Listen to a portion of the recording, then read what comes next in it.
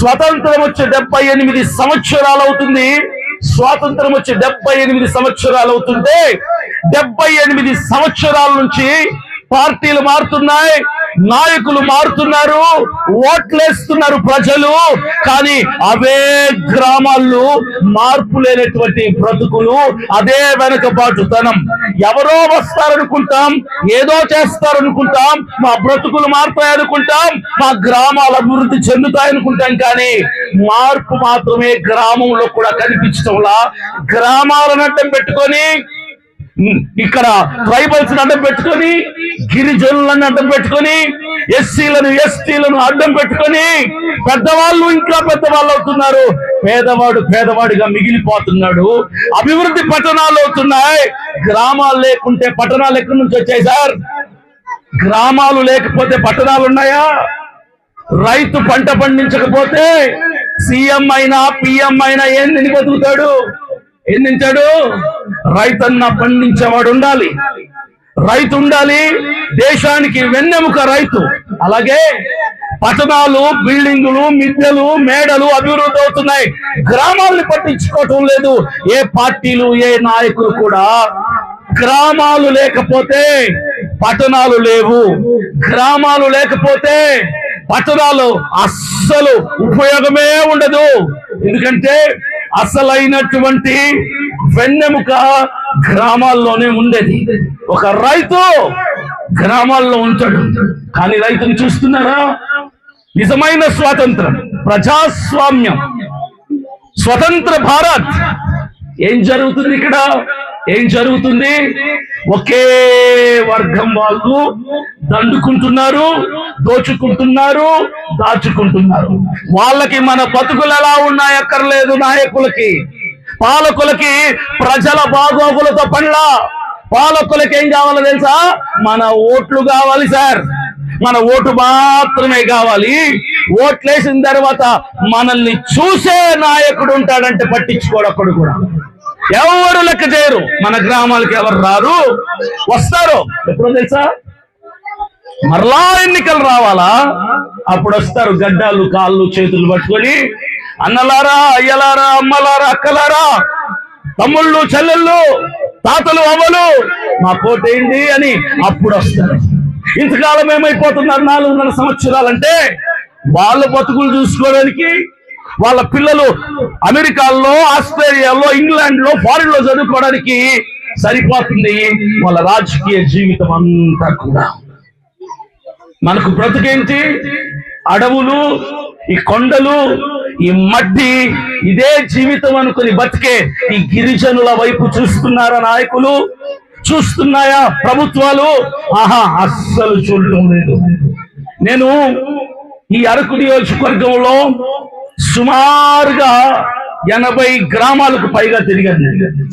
ఏ గ్రామానికి వెళ్ళినా ఏదో ఒక సమస్య, ఏ గ్రామానికి వెళ్ళినా కన్నీళ్ళు, ఏ గ్రామానికి వెళ్ళినా అసంతృప్తి.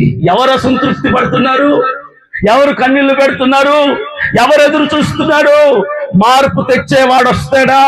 మార్పు తెచ్చే పార్టీ వస్తుందా? మార్పు తీసుకొచ్చే పాలకులు ఎప్పుడు వస్తారా అని 1000 కళ్ళతో ఎదురు చూస్తున్నటువంటి గిరిజనుల వైపు చూసే ఒక్క కన్ను, ఒక్క పార్టీ, ఒక్క నాయకుడు లేడు ఈరోజు. అది మన దుస్థితి, అది మన పరిస్థితి, అది మన వెనుకబాటుతనం. ఎప్పటి నుంచి వెనుకబడే ఉన్నాం. వెనుకబడిన వాళ్ళకి అధికారం ఏమిద్దాంలే అని చెప్పి వెనుకబడిన వాళ్ళను వెనుకబడేసే పోతున్నారు. వాళ్ళు మాత్రం బాగుపడుతున్నారు. ఆశలు కోటలు అవుతాయి. ఆశలు, మీకు అవి చేస్తాం, మీకు అది తెప్పిస్తాం, మీ గ్రామానికి అది చేస్తాం, మీ నియోజకవర్గానికి అది చేస్తాం, ఇది చేస్తామని మాటలు, హామీలు పేపర్ల మీద నిలబడిపోతున్నాయి. కానీ కార్యాచరణ దాల్చడం లేదు ఎక్కడ కూడా, ఏ గ్రామంలో కూడా. అసంతృప్తి, అసంతృప్తి, అసంతృప్తి. నేను 3 సార్లు ఓటేసా. నాకు ఓటు హక్కు వచ్చిన తర్వాత 3 సార్లు వేసిన ఓటు. మొదటిసారి ఓటేసా, ఒక పార్టీకి వేసా. తర్వాత మరలా 5 సంవత్సరాలు మరలా ఎన్నికలు వచ్చాయి, మరలా ఓటేసా. తర్వాత 5 సంవత్సరాలు మరలా ఓటు వచ్చింది, మరలా ఓటేసా.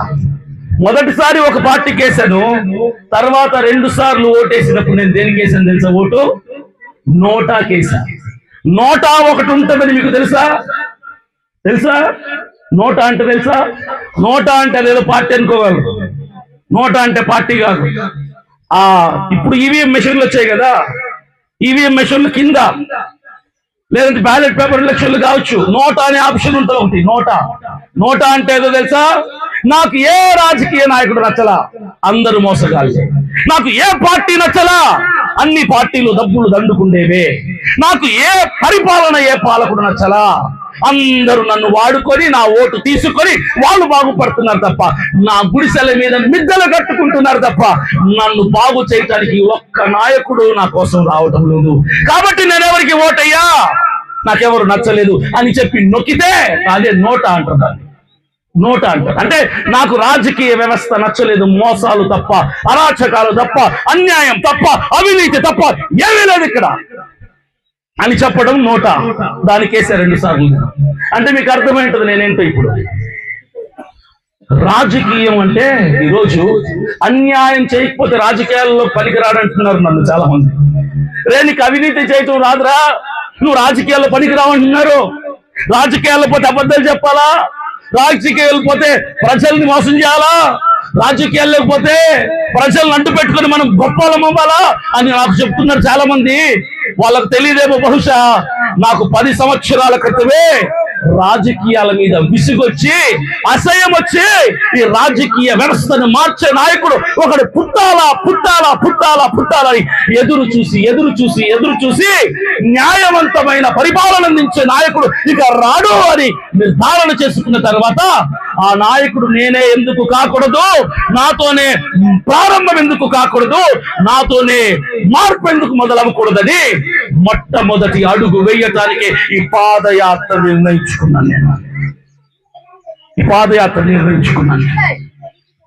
మీరు అనుకోవచ్చు, నువ్వు కూడా డబ్బు దోచుకోవడానికి, పేరు సంపాదించుకోవడానికి, కార్లు, మిద్దెలు, మేడలు సంపాదించుకోవడానికి మాలాంటి గిరిజనులని, పేదవాళ్ళని, రైతులని అడ్డం పెట్టుకొని అవి చేస్తాం హామీలేవో ఇచ్చి నువ్వు కూడా గొప్పడు అయిపోతావేమో, నువ్వు కూడా అందరి లాంటి రాజకీయ నాయకుడు అవుతావేమో అని మీరు అనుకుంటే నేను ఒకటే చెప్తున్నా, అభినయ్ దర్శన్ నా పేరు. నాకు డబ్బు దాచుకోవడం తెలీదు, డబ్బు దోచుకోవడం తెలీదు.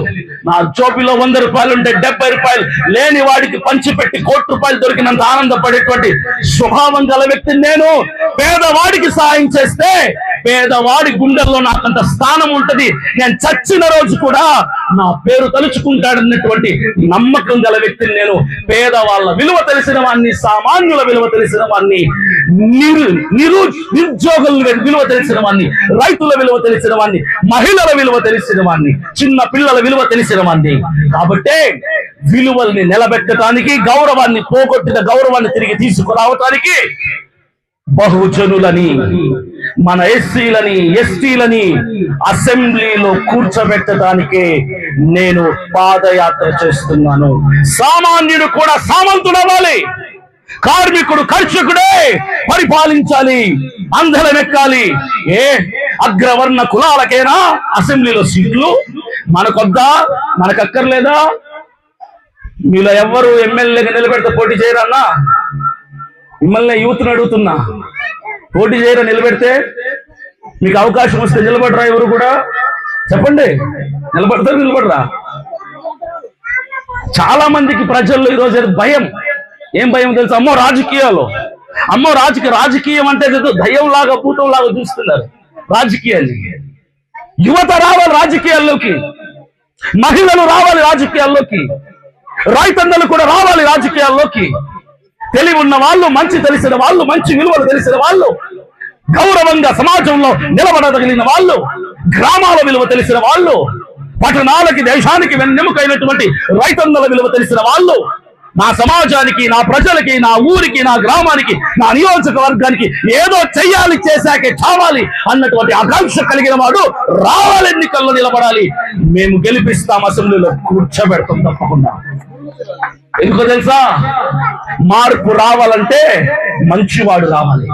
ఇప్పటి వరకు నేను ఒకటి చెప్తున్నా, ఏ పార్టీ తీసుకుంటారో తీసుకోండి, ఏ నాయకుడు పేరు తీసుకుంటారో తీసుకోండి, ఎన్నికల్లో అడుగు పెట్టేటప్పుడు, రాజకీయాల్లో అడుగు పెట్టేటప్పుడు వాళ్ళ దగ్గర మహా అయితే ఒక 5 లక్షలు, ఒక 10 లక్షలు, ఒక చిన్న ఇల్లు, ఒక చిన్న కారు, అదే వాళ్ళ ఆస్తి.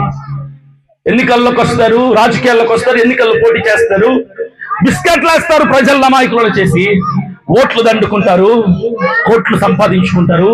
5 సంవత్సరాల పరిపాలన తర్వాత ఏం చేసావా అంటే, ఇంతకు ముందు నాకు సొంత ఇల్లు ఒకటి ఉండేది, ఇప్పుడు 10 ఉన్నాయి.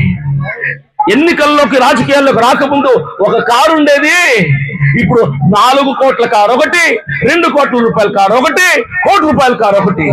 రాజకీయాల్లోకి రాకముందు నీ దగ్గర ఏముంటదంటే, నా పిల్లలు ప్రైవేట్ స్కూల్లో చదువుకునే వాళ్ళు ఈ రోజు నా పిల్లలు ఫారిన్ కంట్రీస్ లో చదువుకుంటున్నారు. రాజకీయాల్లోకి రాకముందు ఏముంది నీ దగ్గర అంటే, ఏమీ లేదు, నాకు పెద్ద పేరు లేదు. ఈ రోజు నాకు చాలా పెద్ద పేరు వచ్చింది. నా డబ్బులు ఇండియాలో దాచుకుంటే బ్యాంకుల్లో రైళ్లు జరుగుతాయని స్విస్ బ్యాంకుల్లో దాచుకుంటున్నా, అన్ని 100 కోట్లు సంపాదించాను నేను అంటాడు. ఎక్కడ నుంచి సంపాదించావు సార్? అయ్యా అమ్మా, నేను ఒకటే అడుగుతున్నా, ఎమ్మెల్యేకి జీతం ఎంతో తెలుసా మీకు? తెలుసా అన్న? ఎమ్మెల్యే జీతం ఎంతో చెప్పండి. సుమారుగా 1,50,000 ఎమ్మెల్యే జీతం మన ఆంధ్రప్రదేశ్ లో. ఈ లెక్కన సంవత్సరానికి ఎంత? అటు ఇటుగా 17 లక్షలు. 5 సంవత్సరాలకి ఎంత? 17 × 5, సరే అటు ఇటుగా ఒక 2 కోట్లు వేసుకున్నామా? 2 కోట్లు.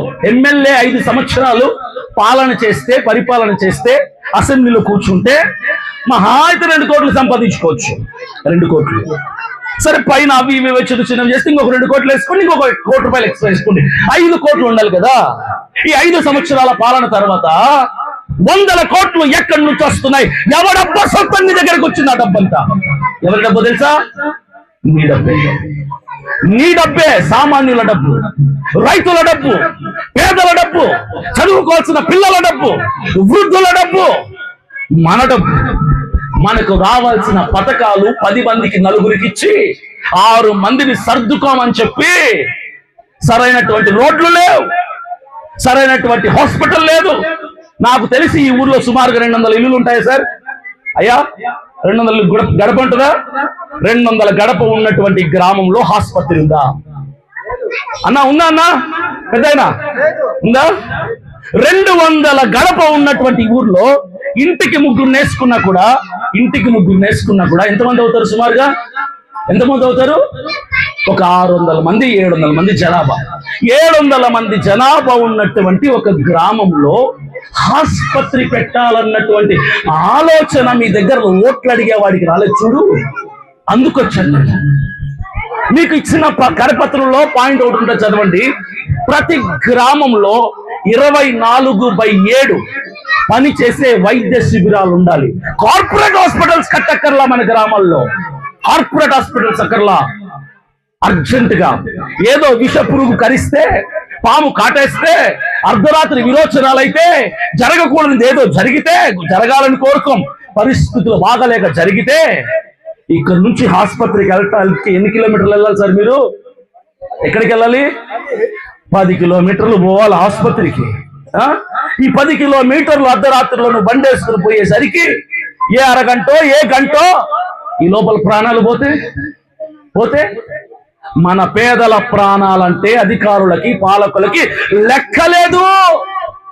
అస్సలు పట్టించుకోరు. ఏ సార్ మావి ప్రాణాలు కావా అని అడుగుతున్నా నేను. మావి బతుకులు కావా? మేము బతకద్దా ఈ దేశంలో? మాకు ఓటు హక్కు ఉంది కాబట్టి ఆ హక్కుని వాడుకునే కదా నువ్వు అసెంబ్లీలో కూర్చున్నావు. మరి మా వైపు ఎందుకు చూడటంలా? మా ఊర్లో ఆసుపత్రి ఎందుకు లేదు అని సామాన్యుల పక్షముగా ప్రశ్నించడానికి, సామాన్యుల సమస్యని ప్రభుత్వం దృష్టికి తీసుకెళ్ళటానికే అభినయ దర్శనని నేను పాదయాత్ర చేస్తూ ప్రజల మధ్యలో తిరుగుతున్నా ఈరోజు. ఇది కారణం. విసిగిపోయి బ్లాస్ట్ అయిపోయి ఎవరూ రారు, నేనే రావాలి అని ధైర్యం చేసి తెగింపుతో కుటుంబాన్ని దూరంగా పెట్టి, నేను నా జీవితం ఏంటో తెలుసా? సినిమా హీరోగా ఉండేవాడిని, సకల సౌలభ్యాలను అనుభవించిన వాడిని, ఒక రోజుకి 5 లక్షలతో ఎంజాయ్ చేసినటువంటి వాడిని నేను. అన్ని వదులుకుని ఈరోజు గ్రామాల్లో తిరుగుతూ ఒక అన్నని అడిగినా నేను, ఎవరన్నా లాజర్ అన్న, ఒకటి అడిగినా లాజరు మాకు పడుకోవడానికి ఏమైనా వసతిని ఏర్పాటు చేస్తాం, మేము నలుగురు ఉంటాము. అడిగానన్నా, అడిగా. ఎందుకో తెలుసా, నాకు ఏసీ లేకుంటే నిద్ర పట్టేది కాదు. ముందు మంచి మంచం ఉండాలి, మంచి బెడ్ ఉండాలి, మంచి సౌకర్యం ఉండాలి. కానీ ఒక నిర్ణయం తీసుకున్నాను, నా ప్రజలతో పాటు కలవాలి. నా ప్రజల మధ్యలో తిరిగితేనే వాళ్ళ కష్టమేంటో నాకు అర్థమైంది, వాళ్ళ ఇబ్బందులు ఏంటో నాకు అర్థమవుతాయి, వాళ్ళ సమస్యలు ఏంటో నాకు అర్థమవుతాయి అని తెలిసి నేను ఏ రోజు సాయంకాలం ఒక గ్రామానికి వెళ్ళినప్పుడు అక్కడ అడుక్కుంటాం. మేము అయ్యా, మేము ఒక నలుగురం ఉంటాం. మేము నలుగురికి మీరు ఏమనుకోవద్దంటే, ఇబ్బంది కాదనుకుంటే భోజనం ఏర్పాటు చేయండి. మాకు చికెన్లు, మటన్లు, చేపలు అక్కర్లా, మీరు చేసుకున్నదే. 4 ఇల్లులు ఒక్కొక్కరికి ఒక్కొక్కరు కనుకుంటే అంత భోజనం పెట్టొచ్చు. వసతినిస్తే ఏ చర్చిలోనో, ఏ స్కూల్లోనో, ఏ కమిటీ హాల్లోనో మేము నేల మీద పడుకుంటాం, మీరు మాకే ఏర్పాటు చేయాల్సిన పని లేదు అని గ్రామం గ్రామం తిరిగి అన్ని వదులుకొని ఒక సామాన్యుడిగా, మీలో ఒకటిగా నేను నేలకు దిగొచ్చి ఈరోజు పాదయాత్ర చేయడానికి గల కారణం ఏంటో తెలుసా? గుండె మండింది. ఘోరాలు చూసి చూసి చూసి చూసి విసిగిపోయిన నేను ఈరోజు ప్రశ్నించే కలముగా మారాను. ప్రతి సామాన్యుడి గొంతుగా ఈ అభినయ్ దర్శన్ లా మారాలి అని నేను వచ్చాను. రేపు నెల మార్చి 24 గుర్తు పెట్టుకోండి, మీకు వీలైతే రండి. కాకినాడ పట్టణంలో మహాసభ 10,000 మందితో ఏర్పాటు చేస్తున్నాం.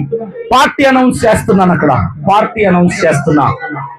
నా పార్టీ పేరు అక్కడ అనౌన్స్ చేస్తున్నా. రేపు నెల 24వ తారీఖు నా పార్టీలో వచ్చే ఎన్నికల్లో టికెట్లు ఎవరికి ఇస్తుంది తెలుసా?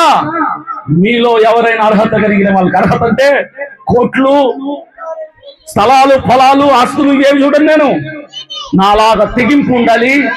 నా నియోజకవర్గానికి ఏదైనా చేసి చావాలి, చస్తే చచ్చేలోపు అన్నటువంటి పట్టుదల, రోషం ఉన్నటువంటి ఒకరిని తీసుకొని వచ్చి మీ నియోజకవర్గంలోనే, నేను ఎస్సీ మాలవాన్ని, ఈ అరకు నియోజకవర్గంలో ఎస్టీ వాళ్ళు ఉండాలి కాబట్టి, ఎస్టీ రిజర్వ్డ్ కాన్స్టిట్యుయెన్సీ కాబట్టి ఎస్టీ వాడిని తీసుకొని వచ్చి నిలబడతా.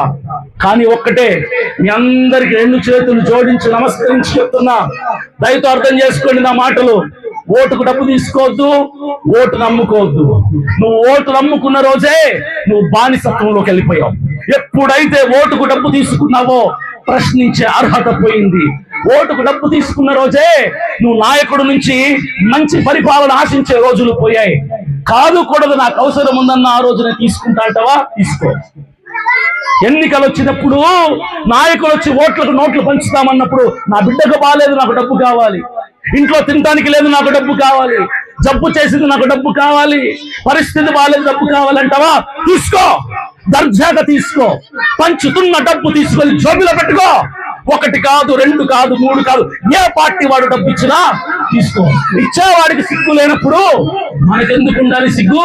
ఆ డబ్బు ఎవరిదో తెలుసా అన్న? ఆ డబ్బు ఎవరిదో తెలుసా తమ్ముళ్ళు? రాజకీయ నాయకులు పంచుతున్నటువంటి ఆ ధనం మీ డబ్బే. దర్జాగా తీసుకోండి. కానీ డబ్బు ఇచ్చాడు కదా అని కృతజ్ఞత భావంతో ఓటేయద్దు. ఓటేసేటప్పుడు నా ఊరికి, నా నియోజకవర్గానికి మంచి చేసేవాడు ఎవడా అని చూడండి. మా కష్టాలు తెలిసిన వాడు ఎవడా అని చూడండి. అలాంటి వాడికి ఓటేయండి. నేను వచ్చే ఎన్నికల్లో ఒకే పాలసీతో వస్తున్నా. Single policy. ఏంటో తెలుసా? ఓటుకు డబ్బు పంచకూడదు అని నిర్ణయించుకున్నా. ఈరోజు నేను ఒక సవాల్ చేస్తున్నా రాజకీయ నాయకులందరికీ కూడా. అభినయ్ దర్శన్ ఒక సామాన్యుడు. వచ్చే ఎన్నికల్లో బరిలోకి దిగుతున్నాడు, అఫీషియల్ గా అడుగు పెడుతున్నాడు రాజకీయాల్లో. సవాల్ ఇస్తున్నాను, మీరెవరైనా సరే, ఎంతటి వాళ్ళైనా సరే, అధికారికంగా డబ్బు పంచాల్సింది 40 లక్షలే. పంచడానికి కాదు, ఖర్చు పెట్టుకోవడానికి. ఆ 40 లక్షలతో మీరు రండి. కోట్లు పంచొద్దు, ప్రజల్ని కొనొద్దు, తాకట్టు పెట్టుకోవద్దు ప్రజల్ని. ఏ డబ్బు లేకుండా రాజకీయ బరిలో దిగండి. ఏమీ లేని ఒక పేదవాడు, సామాన్యుడు అభినయ్ దర్శన్ కూడా రాజకీయ బరిలోకి దిగుతాడు.